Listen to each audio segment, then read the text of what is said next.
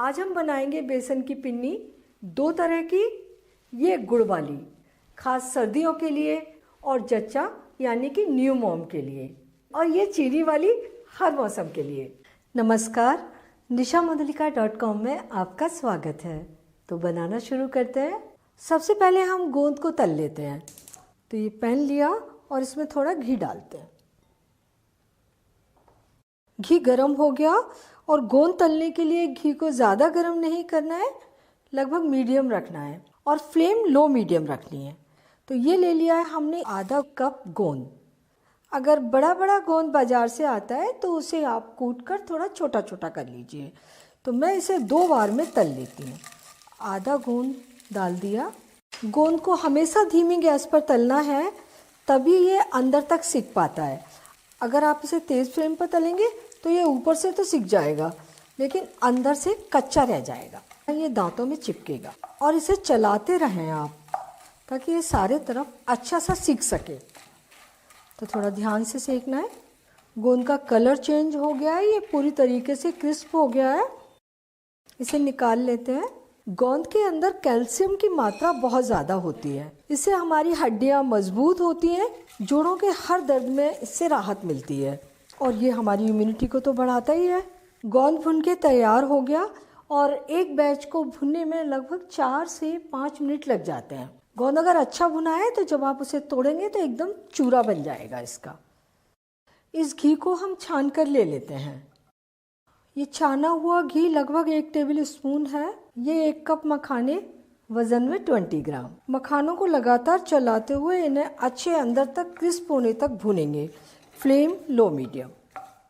इन्हें हम घी डालकर भूने तो इनका टेस्ट बहुत अच्छा हो जाता है, और ये अंदर तक क्रिस्प भी हो जाते हैं।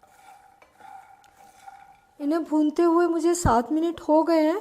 चेक कर लेते हैं। तो एक मखाना देखें तोड़कर, और देखिए इसको भी जब हम क्रश करेंगे ना तो ये एकदम से पाउडर बनने लगता है। बस यही पहचान है इनकी। और कलर तो हल्का सा चेंज हो ही गया है। मखाने भी भुन गए। ये आधा कप खरबूजे के बीज, वज़न में 50 ग्राम। इन्हें हम ड्राई रोस्ट करेंगे। फ्लेम को मीडियम रखेंगे और लगातार चलाते हुए भूनेंगे। बीजों से चट-चट की आवाज़ आ रही है और ये फूलते जा रहे हैं। इनमें फाइबर बहुत ज़्यादा होता है। ये आंतों के लिए, आँखों के लिए बहुत ज़्यादा अच्छा होता है, और एनर्जी भी भरपूर देता है। सारे बीज फूल गए। हल्का सा कलर भी चेंज हुआ है। ये भी भुनकर तैयार हो गए। अब बेसन भूनते हैं। कढ़ाई में लगभग 1 कप घी डाल दिया और इसे मेल्ट कर लिया। और ये हमने लिया है 2.5 कप बेसन, वज़न में 300 ग्राम। अब लो मीडियम फ्लेम पर इसे लगातार चलाते हुए भूनिए। बेसन भूनते समय घी इतना डालें कि बेसन इसमें आराम से अच्छी तरीके से भीग जाए, वो सूखा ना दिखाई दे। और अब इसे आप लगातार चलाते हुए भूनते रहिए। फ्लेम को लो मीडियम रखिए, तेज़ फ्लेम पर बिल्कुल मत भूनिए, तभी इसका टेस्ट बहुत अच्छा आएगा। और बेसन भूनते समय एक बात का और ध्यान रखें, आप जो कढ़ाई ले रहे हैं वो भारी तले की हो और थोड़ी सी बड़ी हो, ताकि आप बेसन को अच्छे तरीके से चला सकें। और स्पैटुला पर जो बेसन आ जाता है उसे हटा दीजिए। इसको भी साथ में भूनना है, वरना ये थोड़ा सा कच्चा रह जाएगा। और अभी देखिए आपको घी और बेसन जो मिला हुआ है सूखा सूखा ही दिख रहा है, ज़्यादा गीलापन नहीं है। लेकिन जैसे जैसे बेसन भूनता जाएगा ये थोड़ा सा पतला भी होता जाएगा। इसे भूनते हुए 10 मिनट हो गए हैं, और बेसन का टेक्सचर आप देख रहे होंगे ये पहले से थोड़ा सा पतला हो गया है। तो इसे हम लगातार अभी भूनते रहेंगे जब तक कि इसका कलर थोड़ा चेंज नहीं हो जाता। इसे भूनते हुए हमें पूरे 20 मिनट हो गए हैं, और आप देखिए कितना पतला हो गया है, कलर चेंज हो गया है, और महक तो इतनी ज़्यादा आ रही है कि पूरी किचन महक से भर गई है। तो ऑलमोस्ट बेसन भुन चुका है। इसमें डाल रहे हैं हम ये 1 कप बादाम फ्लेक्स। ये इसके साथ ही भुन जाएंगे। 2 मिनट भूनते हैं इन्हें डालकर। बादाम के हमने फ्लैक्स बनाकर ले लिए हैं, बारीक काट के ले सकते हैं और आप बादाम को पीस कर भी ले सकते हैं। तो अगर छोटे बच्चे ऐसे जो चबाकर खाना नहीं जानते या बुज़ुर्गों के लिए बना रहे हैं तो आप बादाम को पीस कर लीजिए और जो सारे मेवा भुने हैं उनको भी पीस कर डालिए। बादाम के अंदर बहुत ज़्यादा प्रोटीन होती है जो हम सबको चाहिए और बादाम दिल और दिमाग को तंदुरुस्त रखते हैं। 2 मिनट बादाम के साथ भून लिया।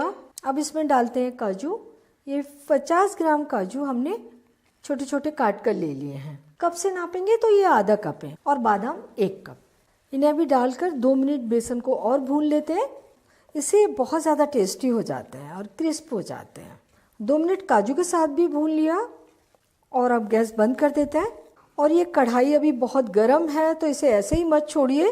2 मिनट तक आप इसे कढ़ाई में चलाते रहिए। ऐसे ही छोड़ देंगे तो नीचे जो कढ़ाई के तले में बेसन लगा हुआ है वो डार्क हो जाएगा। तो जब तक बेसन थोड़ा ठंडा होता है इधर हम अपने ड्राई फ्रूट कूट पीस के तैयार कर लेते हैं। तो ये जो गोंद था उसे हमें पीसने की ज़रूरत नहीं है, इसे हम थोड़ा कूटेंगे। तो इसे हम इस ट्रे में ही कूट लेते हैं। खलबट्टे में डालने की बिल्कुल ज़रूरत नहीं है क्योंकि ये बहुत ज़्यादा सॉफ्ट होता है। एकदम इसे बारीक नहीं पीसना है, हल्का सा क्रश करना है। देखिए ये गोंद क्रश हो गया। बस इसको ऐसा ही रखें। ये मखाने हम थोड़े थोड़े डालकर खलबट्टे में कूट लेते हैं। इनको भी एकदम बारीक नहीं करना है, इस तरह का बारीक कर लेना है इन्हें। तो इसे हम गोंद के ऊपर ही डाल देते हैं क्योंकि हमें सारी चीज़ें मिलानी ही है। सारे मखाने इसी तरीके से कूट लेते हैं। मखाने भी कूट कर तैयार कर लिए। ये बेसन थोड़ा ठंडा हो गया। इसे बहुत ज़्यादा ठंडा मत कीजिए वरना घी जम जाएगा और फिर ये बिखरने लगेगा, लड्डू बांधने मुश्किल होंगे। तो इसे हल्का ठंडा कर लिया, हाथ से छू सकें। अब इसमें डालते हैं ड्राई फ्रूट। जो ये गोंद मखाने कूट कर तैयार किए थे वो इसके अंदर, और ये खरबूजे के बीज, और ये हमने 1/3 कप किशमिश ली वज़न में 50 ग्राम, और एक किशमिश के 2 टुकड़े करते हुए काट लिया तो वो भी इसके अंदर। ये 12 छोटी इलायची छीलकर दरदरी कूट लिए या 1 छोटी चम्मच इलायची का पाउडर ले लीजिए। लेकिन जो तुरंत इलायची छीलकर आप कूट कर डालेंगे उसका टेस्ट बहुत अच्छा आएगा। इन सारी चीज़ों को मिला देते हैं। ये मिक्सिंग हो गई अच्छी तरह से। तो 2 तरह की पिन्नियाँ हम बना रहे हैं तो इसको हम 2 भागों में बांट लेंगे। आधा आधा कर लेते हैं। तो आधा भाग हम इस प्याले में निकाल लेते हैं, आधे को ढककर रख देते हैं और आधे से पहले पिन्नियाँ बांधकर तैयार करते हैं। अब इसमें मिलाएंगे बूरा। ये 1/4 कप बूरा है, वज़न में 200 ग्राम, और आप इसे घर में भी बना सकते हैं। इसे बनाने का तरीका मेरे चैनल पर दिया है। और इसकी जगह आप चीनी पीस करके भी डाल सकते हैं। मीठा आप अपनी पसंद से थोड़ा सा कम या ज़्यादा भी डाल सकते हैं। बूरा मिलाने के बाद ये मिक्सचर मुझे थोड़ा सा सूखा लग रहा है तो जो हमारे पास घी बचा था उसे मेल्ट करके ले लिया और इसमें डाल लेते हैं। 2-3 टेबल स्पून घी डाल दिया। अब अच्छे से मिक्स करते हैं और अब पिन्नियाँ बांधते हैं।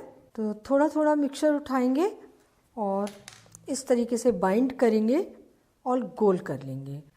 सर्दी आती है और जाती है तो बहुत परेशान करती है।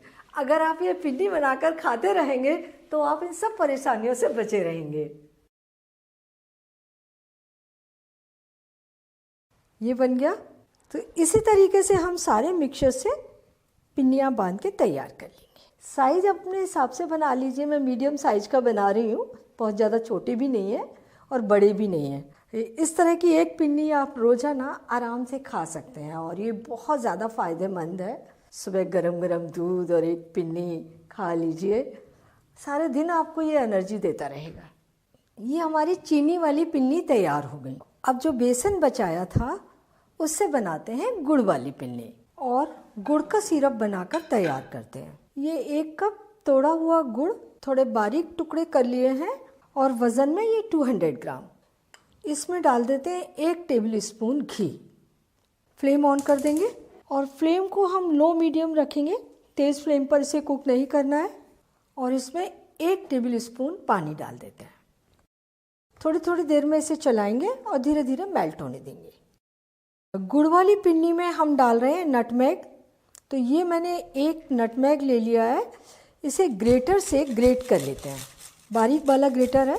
ये नटमेग काफ़ी गर्म होता है, तो सर्दी के मौसम में आपको कोल्ड है, खांसी है या दर्द है हाथ पैरों में, उसके लिए बहुत फ़ायदेमंद होता है। मैंने इसे आधा ग्रेट कर लिया है और ये लगभग 1 चम्मच पाउडर बन गया। ये देखिए गुड़ पूरी तरीके से मेल्ट हो गया। हमें इसमें कोई चाशनी वगैरह नहीं चेक करनी, बस गुड़ को पूरी तरीके से मेल्ट करना है और इसके ऊपर झाग भी आने लगे हैं। तो ये जो मिक्सचर है इसमें हम सिरप को मिलाएंगे। वैसे तो गुड़ साफ था, लेकिन फिर भी इसे छान लेते हैं। हमने इसे मेल्ट करने में 1 टेबल स्पून पानी डाला था, वो इसे कुक करते समय ख़त्म हो गया ऑलमोस्ट, क्योंकि इन पिन्नियों में पानी का बिल्कुल भी यूज़ नहीं करना है। इन्हें मिलाते हैं।